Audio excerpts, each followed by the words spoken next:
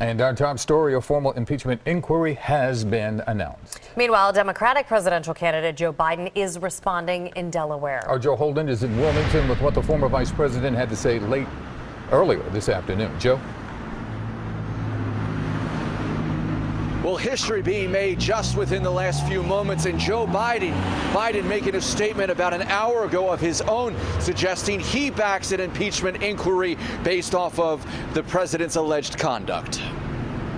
Roughly an hour after the president acknowledged he would release a transcript of his now controversial phone call with Ukrainian President Vladimir Zelensky, former Vice President Joe Biden called on Donald Trump to follow through. The president should stop stonewalling this investigation and all the other investigations into his alleged wrongdoing. Biden, a leading Democratic presidential contender for his party's nomination, wouldn't take questions following about 4 minutes of remarks.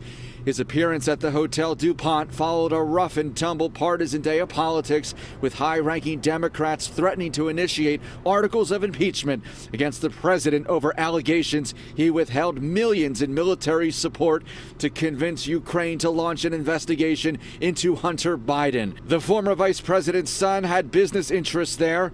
Joe Biden denies there was anything illegitimate to it. The president does not comply with such a request from the Congress. If he continues to obstruct Congress and flout the law, Donald Trump will leave Congress, in my view, no choice but to initiate impeachment. That would be a tragedy, but a tragedy of his own making.